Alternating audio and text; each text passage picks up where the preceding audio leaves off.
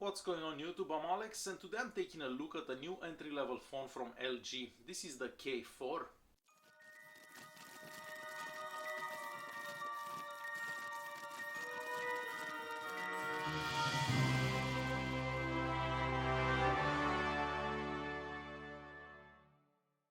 This phone is made out of plastic entirely. On the left hand side of it we just have the volume buttons, and on the front on top we have the speaker next to the front facing camera and the proximity and light sensor. At the bottom of the device we have the 3.5mm audio jack, the charging port and the microphone. On the front of the device we just have the LG logo. The back is also made out of plastic. It's a nice to touch plastic. The rear camera on the back is a 5 megapixel sensor with the f2.8, so it's not such a bad camera. Behind the rear cover you have the battery, the SIM card slot and the TF card slot. First thing you're gonna notice about the phone is LG's UI. In my opinion it doesn't look that great, and stock Android seems much better than this. In the settings app we don't have that much stuff that we can choose, basic Android stuff. The one thing I like it's the fact that you can rearrange the home button, so the buttons at the bottom can be rearranged and the other buttons can be added. So this is a very cool thing to have, mostly for such a cheap device. The other thing that I like is the fact that you can double tap to wake up the screen, which is not really found in very cheap devices.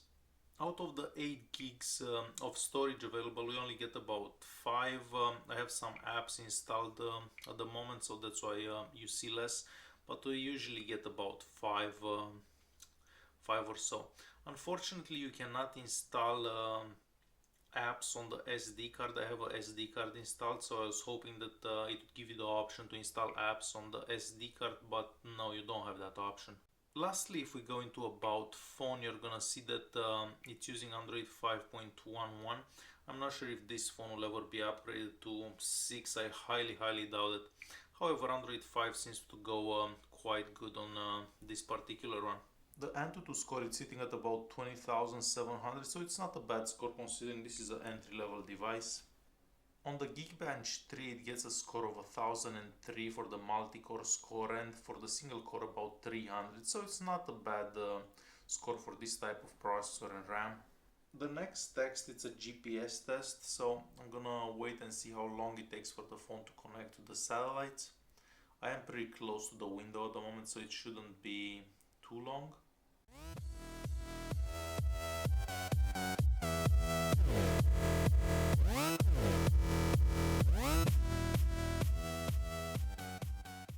So it did take close to a minute and a half to connect to the satellites for the first time.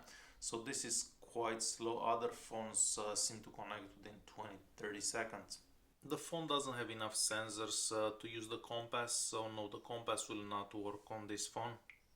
The sensor box will show us what sensors are available for it.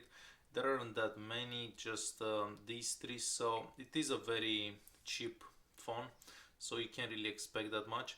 This is a test to see how the proximity sensor works. So basically if you talk on the phone, when you get the phone closer to your face, the screen is gonna turn off. So the proximity sensor seems to go very good. I see that it doesn't have a light sensor, so that means that the screen is not gonna change brightness by itself. Talking about the screen's brightness, I'm gonna turn it up all the way. The viewing angles are pretty good on it, and you can still see it outside in bright daylight. This doesn't have the highest resolution out there, but considering the screen is so small, it doesn't look that bad.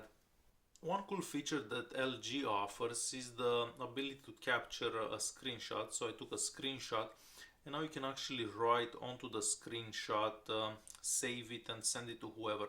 This is a very useful feature in my opinion. I wish more manufacturers would have this feature.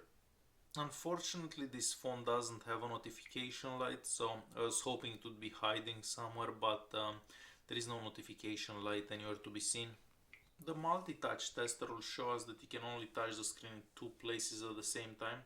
That is unfortunate. I was hoping for about 5. However, it is what it is, and this is quite a cheap phone. The LED on the back, so the camera's LED is extremely bright, and it's one of the brightest I have ever seen in a smartphone before. I'm gonna play one of my own YouTube videos so you can hear how loud the speaker gets.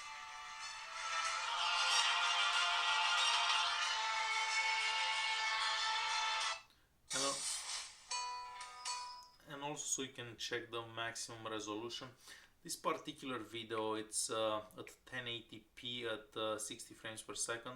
So the maximum resolution you're going to be able to watch videos on this phone is 480p. So let's change the resolution and see how it goes. So it's not that bad, but it doesn't go as smooth as I would expect for this low resolution. I'm in Chrome at the moment. I'm just gonna open a website and scroll to run an article so we can see how good it is for scrolling up and down and zooming in and out. So first of all, you're gonna have to wait till the article loads, obviously, and I'm just gonna give it a second so it's kind of loaded at the moment.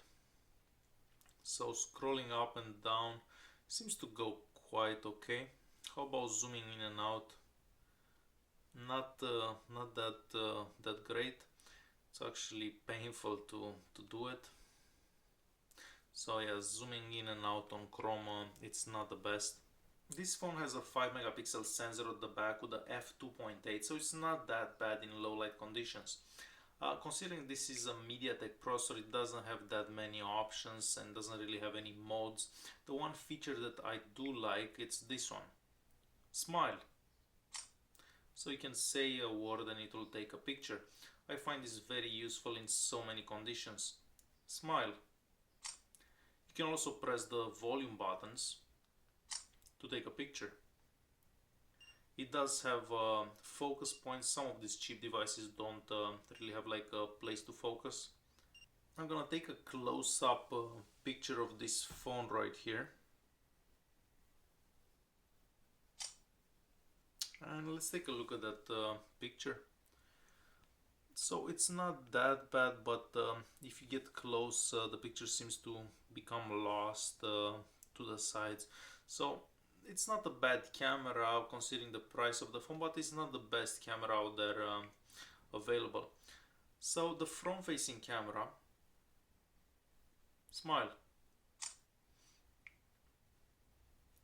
It's okay. I mean, there isn't that much detail, and you can see the pixels all over. But as I said before, it's a very cheap phone, so the camera is appropriate for this type of device. Overall, for $100, I think this is a really good phone. The camera is decent, the screen doesn't look too bad, and even though there are quite a few options for $100, I think this is a good phone to have. I mean, I do like it better than the Huawei Y6 or the Moto E. So that being said, I'm happy to see that LG decided to get into this segment of budget phones with a pretty decent phone. Thanks for watching and don't forget to subscribe.